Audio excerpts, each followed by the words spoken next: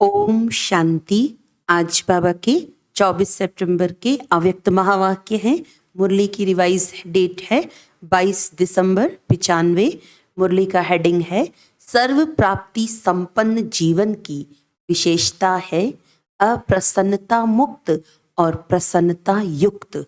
आज प्यार के सागर बाप दादा अपनी प्रेम स्वरूप आत्माओं को देख रहे हैं। हर एक के दिल में परमात्म प्यार समाया हुआ है। ये परमात्म प्यार प्राप्त भी एक ही जन्म में होता है। 83 जन्म देव आत्माएं व साधारण आत्माओं द्वारा मिला। सोचो, याद करो, सारे कल्प का चक्कर लगाओ। स्वदर्शन चक्रधारी हो ना, तो 1 सेकंड में सारे कल्प का चक्कर लगाया। 83 जन्मों में परमात्म प्यार मिला था? नहीं मिला। सिर्फ इस संगम पर एक जन्म में परमात्म प्यार प्राप्त हुआ तो अंतर को जान लिया ना। आत्माओं का प्यार और परमात्म प्यार कितना अंतर है। साधारण आत्माओं का प्यार कहाँ ले गया, क्या प्राप्त कराया, अनुभव है ना। और परमात्म प्यार कहाँ ले जाता, अपने स्वीट होम और स्वीट राजधानी में। आत्म प्यार राज्य भाग्य गंवाता है और परमात्म प्यार राज्य भाग्य दिलाता है। और इसी जन्म में, ऐसे नहीं कि सिर्फ भविष्य के आधार पर चल रहे हो, नहीं, डायरेक्ट परमात्म प्राप्ति तो अब है। वर्तमान के आगे भविष्य भी कुछ नहीं है। आप लोग गीत गाते हो ना कि स्वर्ग में क्या होगा और क्या नहीं होगा। और अभी का गीत क्या है, जो पाना था वो पा लिया। वह पाना है, पा लिया, पांडवों ने पा लिया। गोपियों का तो गायन है ही, इस समय का गायन है कि अप्राप्त नहीं कोई वस्तु ब्राह्मणों के खजाने में, देवताओं के खजाने में नहीं, ब्राह्मणों के खजाने में। तो अभी ब्राह्मण हो ना, तो अनुभव करते हो कि अप्राप्त नहीं कोई वस्तु। और ये प्राप्तियां अविनाशी हैं, अल्पकाल की नहीं है। तो जिसको सर्व प्राप्तियां हैं, उसके जीवन में क्या विशेषता होगी। सब प्राप्तियां हैं, एक भी कम नहीं है। और उसकी चलन और चेहरे में क्या विशेषता दिखाई देगी, सदा प्रसन्नता। कुछ भी हो जाए, लेकिन सर्व प्राप्तिवान अपनी प्रसन्नता छोड़ नहीं सकता। अप्रसन्नता कभी भी होती है तो चेक करो कि अप्राप्ति का अनुभव होता है या सर्व प्राप्तियों का। आज बाप दादा ने बहुत ही सेवा केंद्र और उप सेवा केंद्र देखे, विदेश में भी, देश में सेवा केंद्र देखे। सेवा केंद्र में विशेष तो सेवाधारी हैं, तो आज चक्कर लगाते हुए सेवाधारी और सेवा स्थान दोनों देखे। हर एक स्थान में, चाहे छोटे चाहे बड़े, सभी में चेक किया कि सेवाधारी तन से, मन से, धन से और सेवा के संबंध संपर्क से कितनी प्रसन्न हैं। क्योंकि विशेष तो यही बातें हैं ना। तो क्या देखा, तन तो सबके पुराने हैं ही, चाहे जवान हैं, चाहे बड़े हैं, छोटे और ही बड़ों से भी कहाँ कहाँ कमजोर हैं। चाहे बीमारी बड़ी है, लेकिन बीमारी की महसूसता कि मैं कमजोर हूँ, मैं बीमार हूँ, ये बीमारी को बढ़ा देती है। क्योंकि तन का प्रभाव मन पर आ गया तो डबल बीमार हो गए। तन और मन दोनों से डबल बीमार होने के कारण बार बार सोल कॉन्शियस के बजाय बीमारी कॉन्शियस हो जाते हैं। तो क्या देखा कि तन से तो मेजॉरिटी बीमार कहो या हिसाब किताब चुकतू करना कहो, कर रहे हैं, लेकिन 50% डबल बीमार और 50% सिंगल बीमार हैं। बाकी होना क्या चाहिए, कभी भी मन में बीमारी का संकल्प नहीं लाना चाहिए। मैं बीमार हूँ, मैं बीमार हूँ, लेकिन होता क्या है, ये पाठ पक्का हो जाता है कि मैं बीमार हूँ। कभी कभी किसी समय बीमार होते नहीं हैं, लेकिन मन में खुशी नहीं है तो बहाना करेंगे कि मेरे कमर में दर्द है, क्योंकि मेजॉरिटी को या तो टांग दर्द या कमर का दर्द होता है, और कई बार दर्द होता नहीं है फिर भी कहेंगे मेरे को कमर में दर्द है। अभी उसकी चेकिंग कैसे हो? डॉक्टर्स के पास इसका कोई थर्मामीटर है जो कमर दर्द है या नहीं वो चेक कर सके? एक्सरे कराओ, ये कराओ, वो तो और ही खर्चा लगाओ। तो क्या देखा, तन के बारे में सुनाया, कई सेवाधारी ऐसे दिखाई दिए। सेवाधारी आप सभी हो, ऐसे नहीं समझना सिर्फ टीचर्स की बात है। सेवाधारी आप प्रवृत्ति वाले भी हो ना, कि सेंटर पर रहते हैं वो सेवाधारी हैं। आप लोग प्रवृत्ति में रहने वाले भी सेवाधारी हो।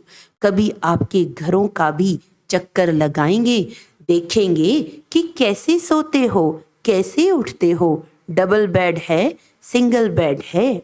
अच्छा, ये तो आज के चक्कर की बात है। आजकल के हिसाब से दवाइयाँ खाना ये बड़ी बात नहीं समझो, क्योंकि कलयुग का वर्तमान समय सबसे शक्तिशाली फ्रूट ये दवाइयाँ हैं। देखो, कोई रंग बिरंगी तो है ना, कलयुग के लास्ट का यही एक फ्रूट है, तो खा लो प्यार से। दवाई खाना ये बीमारी याद नहीं दिलाता। अगर दवाई को मजबूरी से खाते हो तो मजबूरी की दवाई बीमारी याद दिलाती है, और शरीर को चलाने के लिए एक शक्ति भर रहे हैं, उस स्मृति में खाएंगे तो दवाई बीमारी याद नहीं दिलाएगी, खुशी दिलाएगी। तो बस 2-3 दिन में दवाई से ठीक हो जाएंगे। आजकल के तो बहुत नए फैशन हैं। कलयुग में सबसे ज़्यादा इन्वेंशन आजकल दवाइयाँ या अलग अलग थेरेपी निकाली है। आज फलानी थेरेपी है, आज फलानी, तो ये कलयुग के सीजन का शक्तिशाली फल है। इसीलिए घबराओ नहीं, लेकिन दवाई कॉन्शियस, बीमारी कॉन्शियस होकर नहीं खाओ तो तन की बीमारी होनी ही है, नई बात नहीं है। इसीलिए बीमारी से कभी घबराना नहीं। बीमारी आई और उसको फ्रूट थोड़ा खिला दो और विदाई दे दो। अच्छा, ये हुआ तन की रिजल्ट। फिर और क्या देखा? मन में क्या देखा? एक बात खुशखबरी की ये देखी कि मेजॉरिटी हर एक सेवाधारी के मन में बाप का प्यार और सेवा का उमंग दोनों हैं। बाकी 25% कोई मजबूरी से चल रहा है, वो छोड़ो, लेकिन मेजॉरिटी के मन में ये दोनों बातें देखी, और ये भी देखा कि बाप से प्यार होने के कारण याद में भी शक्तिशाली हो बैठने का, चलने का, सेवा करने का, अटेंशन बहुत देते हैं। लेकिन खेल क्या होता है कि चाहते हैं कि याद की सीट पर अच्छी तरह से सेट होकर बैठ जाएं, लेकिन थोड़ा टाइम तो सेट होते हैं, फिर हिलना डुलना शुरू होता है। जैसे बच्चा होता है, उसको ज़्यादा टाइम सीट पर बिठाओ तो हिलेगा जरूर। तो मन भी अगर कंट्रोल में, ऑर्डर में नहीं है तो थोड़ा टाइम तो बहुत अच्छे बैठते हैं, चलते हैं, सेवा भी करते हैं, लेकिन कभी सेट होते हैं, कभी अपसेट भी हो जाते हैं। कारण क्या है? होना सेट चाहते हैं, लेकिन अपसेट क्यों होते हैं? कारण क्या है? एकाग्रता की शक्ति, दृढ़ता की शक्ति उसकी कमी है। प्लान बहुत अच्छा सोचते हैं, ऐसे बैठेंगे, ये अनुभव करेंगे, फिर ये सेवा करेंगे, फिर ऐसे चलेंगे, लेकिन कर्म करने में या बैठे बैठे भी दृढ़ता की शक्ति कम हो जाती है, और बातों में मन बुद्धि बंट जाते हैं। चाहे काम में बिजी नहीं है, लेकिन व्यर्थ संकल्प ये सबसे बड़ा काम है जो अपनी तरफ खींच लेता है। तो स्थूल काम नहीं भी हो, लेकिन दृढ़ता की शक्ति बटने के कारण मन और बुद्धि सीट पर सेट होने के बजाय हलचल में आ जाते हैं। बाप दादा ने आप सबको जो काम दिया था वो देखा बाप दादा के पास सबकी चिट्ठियां पहुंची, लेकिन कई बच्चे बड़े चालाक हैं। चालाकी क्या करते हैं, चिट्ठी लिखते हैं लेकिन नाम नहीं लिखते। ऐसे समझकर करते हैं बाबा तो जानता है, फिर भी अगर काम दिया है तो काम तो पूरा करो ना। टीचर अगर कहे ये लिख कर आओ और टीचर को कहो कि आप तो जानते हो ना मुझे ये लिखना आता है, तो टीचर मानेगा? तो कई तो नाम ही नहीं लिखते। लेकिन जो भी जिस ग्रुप में काम दिया है, मेजॉरिटी सबकी ये खुशी की बात देखी कि सबने लिखा है कि डायमंड जुबली तक करके दिखाएंगे। ये मेजॉरिटी का है, आप सबका भी है। जीवन मुक्त हो जाएंगे। अगर सभी बातों से मुक्त हो गए तो क्या हो जाएंगे?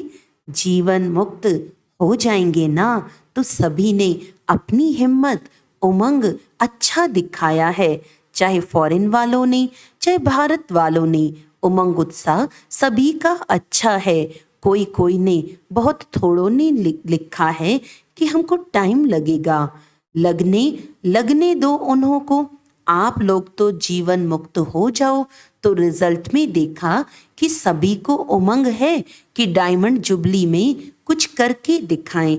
लेकिन बाप दादा ने देखा कि जितना अपने आप को डायमंड बनाने का उमंग उत्साह है, उतना ही डायमंड जुबली वर्ष में सेवाओं के प्लान भी बहुत फास्ट बनाए हैं।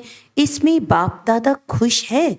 लेकिन ऐसा नहीं कहना कि बहुत सेवा का बोझ था ना, इसीलिए थोड़ा नीचे ऊपर हो गया। ये बाप दादा नहीं चाहते। सेवा जो स्वयं को व दूसरे को डिस्टर्ब करे वो सेवा नहीं है, स्वार्थ है। और निमित्त कोई न कोई स्वार्थी होता है, इसीलिए नीचे ऊपर होते हैं। चाहे अपना चाहे दूसरे का स्वार्थ जब पूरा नहीं होता है तब सेवा में डिस्टर्बेंस होती है। इसीलिए स्वार्थ से न्यारे और सर्व के संबंध में प्यारे बनकर सेवा करो। तब जो संकल्प किया है वह लक्ष्य रखा है कि डायमंड जुबली में डायमंड जुबली मनाएंगे, वह पूरा हो सकेगा।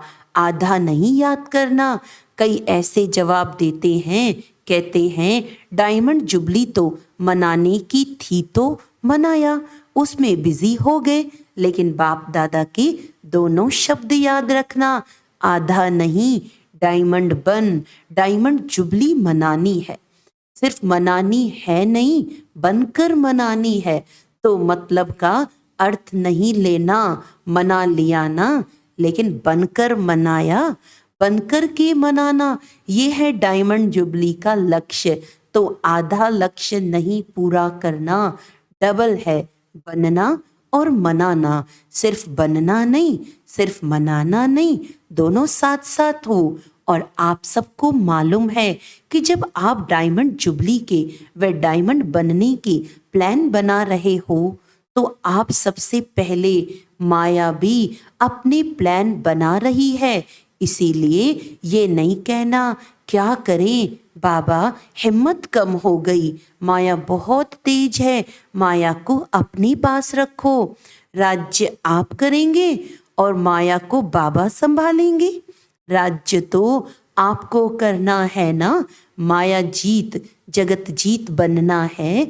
तो माया को जीतने के बिना जगत जीत कैसे बनेंगे? इसीलिए चारों ओर अटेंशन प्लीज। समझा? अच्छा, चक्कर का आधा सुनाया, आधा फिर सुनाएंगे। सेंटर कोई तो बहुत अच्छे सजे सजाए और कोई सिंपल, तो कोई बहुत रॉयल, कोई बीच के भी थे। ज़्यादा हैं जो समझते हैं कि रॉयल लगे। कोई वीआईपी आवे तो उसको लगे कि सेंटर अच्छा है। लेकिन अपना यानी ब्राह्मणों का आदि से अब तक नियम है कि न बिल्कुल सादा हो न बहुत रॉयल हो, बीच का होना चाहिए। ब्रह्मा ने तो बहुत साधारण देखा और रहा, लेकिन अभी साधन है, साधन देने वाले भी हैं। फिर भी कोई भी कार्य करो तो बीच का करो, ऐसा भी कोई न कहे कि ये क्या लगा दिया है पता नहीं, और न कोई कहे कि ये तो अभी राजाई ठाट हो गया है। तो आज का पाठ क्या है?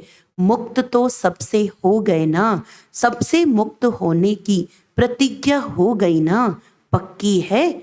या घर जाएंगे तो कहेंगे कि मुश्किल है। पक्का रहना, माया को डायमंड जुबली में मजा चखा कर दिखाओ। मास्टर सर्वशक्तिमान हो, कम तो नहीं हो। अच्छा, डबल फॉरेनर्स भी बहुत आए हैं। स्थापना के कार्य की डबल शोभा, डबल विदेशी हैं। बाप दादा जानते हैं कि कितने मेहनत से, युक्ति से यहाँ पहुँचते हैं। अगर लगन कम हो तो पहुँचना भी मुश्किल लगे। एक तरफ बाप दादा सुनते हैं कि मनी डाउन हो गई है, और दूसरे साल देखते हैं तो और भी विदेशी ज़्यादा आ गए हैं। तो ये हिम्मत है। रशिया का ग्रुप भी आ गया है। रशिया वालों ने टिकट कहाँ से लाई? उन्हों की कहानियाँ बहुत अच्छी सुनने वाली हैं। टिकट कैसे इकट्ठी करते हैं उसकी कहानी बहुत अच्छी है। ये तो सब होना ही है। जब है ही कागज पेपर ही तो हैं, चाहे डॉलर कहो चाहे पौंड कहो, है तो पेपर ही। तो पेपर कहाँ तक चलेगा? सोने का मूल्य है, हीरे का मूल्य है, पेपर क्या है? मनी डाउन तो होनी ही है, और आपकी मनी सबसे ज्यादा मूल्यवान है। जैसे शुरू में अखबार में डलवाया था ना कि ओम मंडली रिचेस्ट इन द वर्ल्ड। कमाई का साधन कुछ नहीं था। ब्रह्मा बाप के साथ एक दो समर्पण हुए और अखबार में डाला रिचेस्ट इन द वर्ल्ड।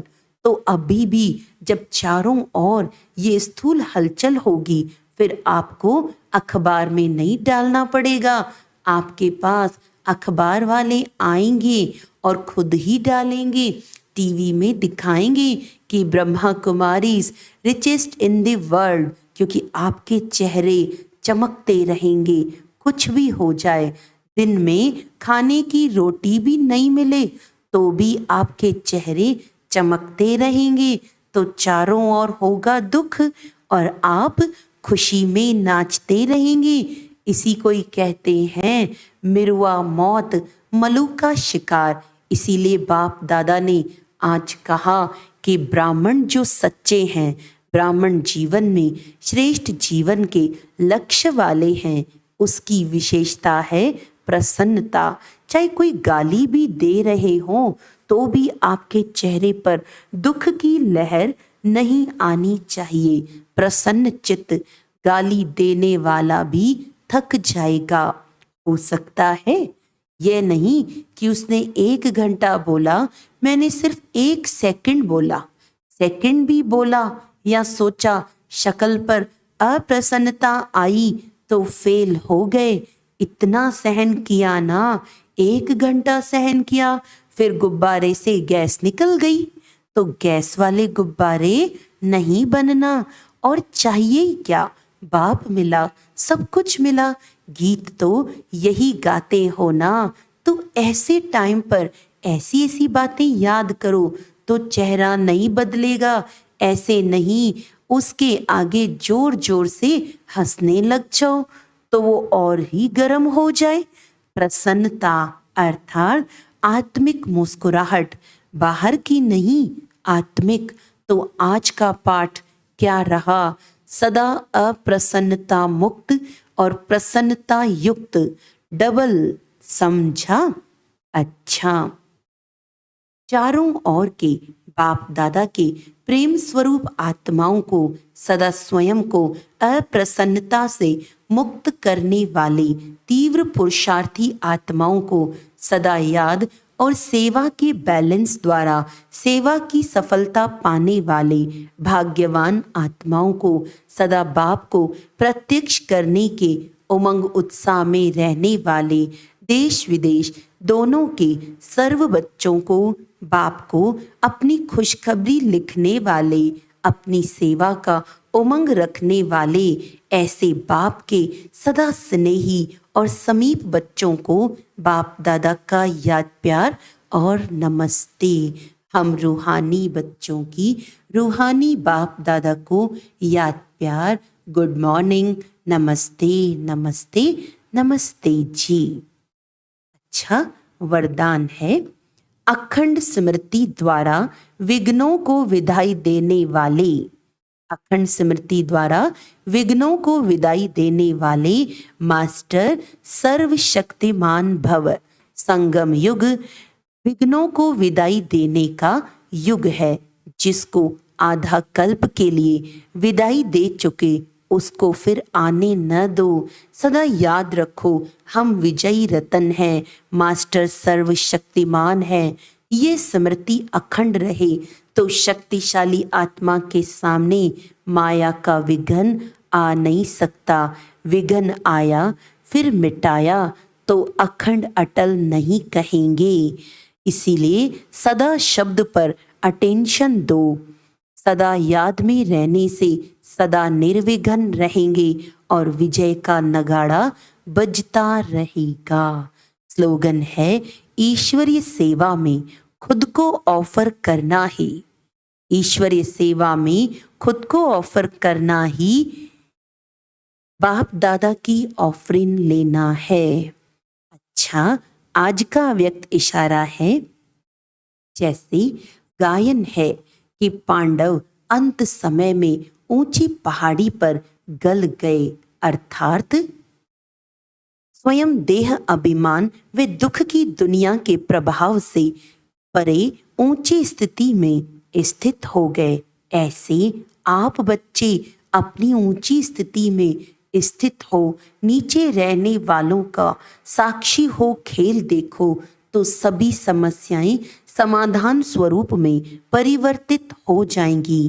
क्या होगा, कैसे होगा, हमारा क्या होगा, ऐसे किसी भी प्रकार के प्रश्नों की हलचल नहीं होगी। ऐसी स्थिति में रहने वाले विजयी रतन बन जाते हैं। अच्छा, ओम शांति।